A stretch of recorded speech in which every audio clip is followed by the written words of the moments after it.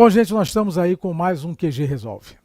E hoje o QG resolve, e resolve mesmo, uma questão sobre fotossíntese.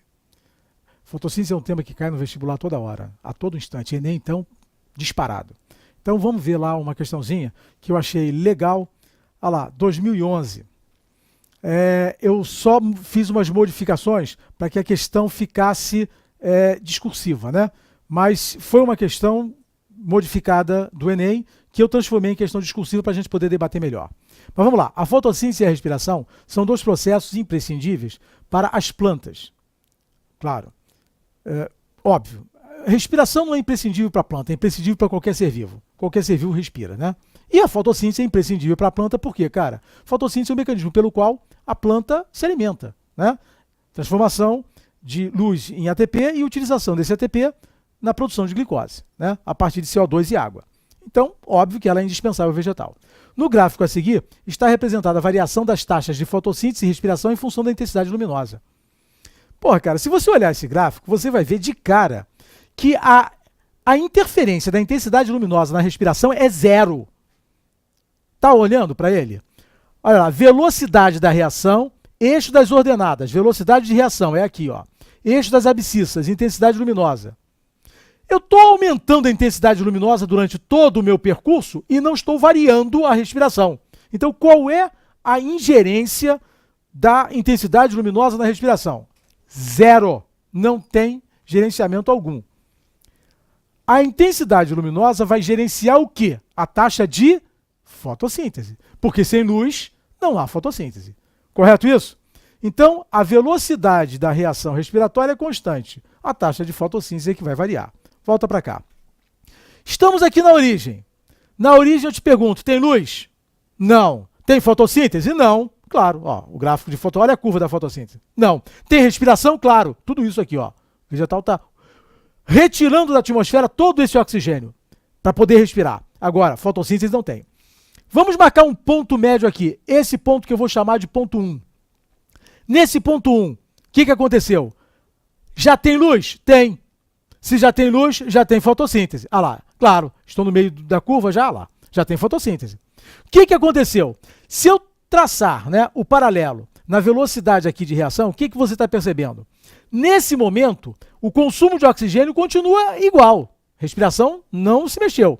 O que aconteceu? A fotossíntese que começou a acontecer. Ou seja, nesse momento, eu já tenho, digamos que, metade do oxigênio que a planta usa para respirar, ela já produz pela fotossíntese. Caminhamos para o ponto seguinte, ponto 2. O que está acontecendo aqui? Nesse momento, respiração e fotossíntese se equilibraram. Está vendo lá, cara? Esse é um ponto que eu chamo de compensação fótica. Compensação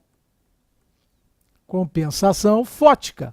O que é a compensação fótica? Você está vendo no gráfico, taxa de fotossíntese, a velocidade da reação da fotossíntese pegou a respiração. Ou seja, é a quantidade, a intensidade de luz necessária para que a fotossíntese se iguale à respiração. Em outras palavras, para que todo o oxigênio liberado pela fotossíntese seja usado na respiração.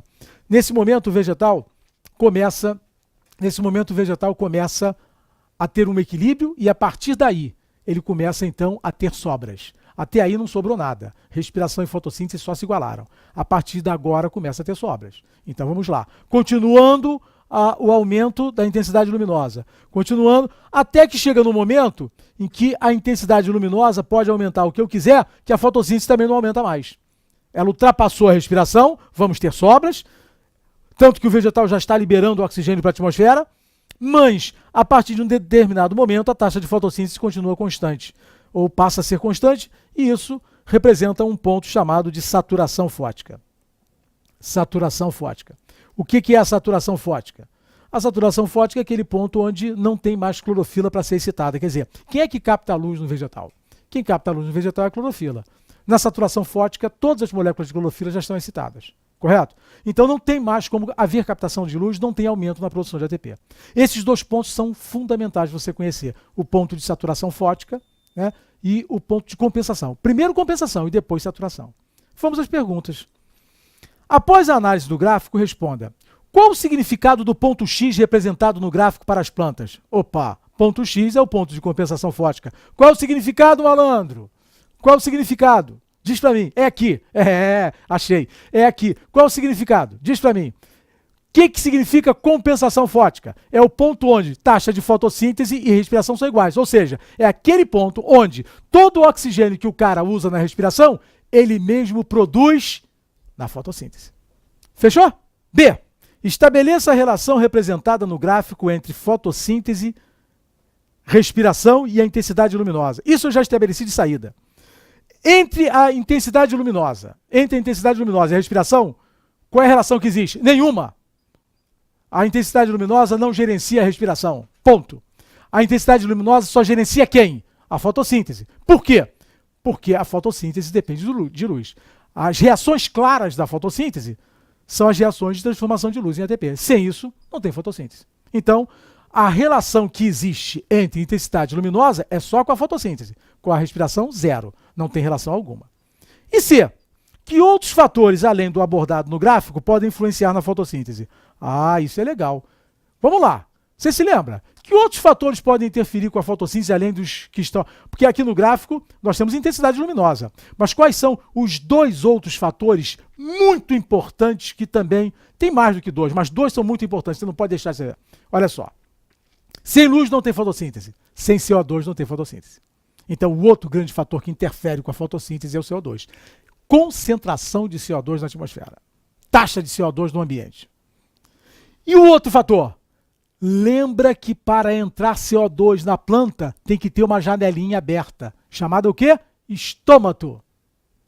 Mas só que essa janelinha, ela permite o ingresso do CO2, mas ela, infelizmente, permite a saída de água também, e numa proporção muito grande.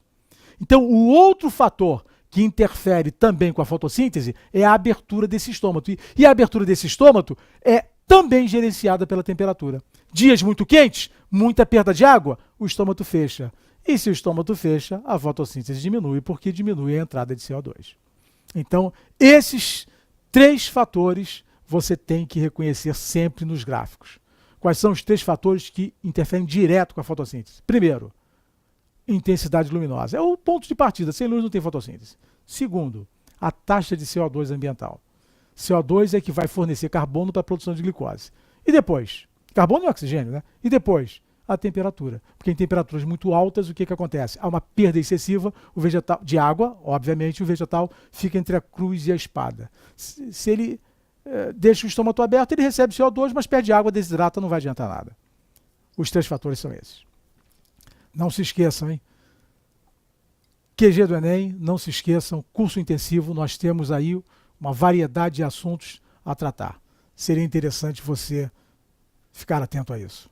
Um grande abraço.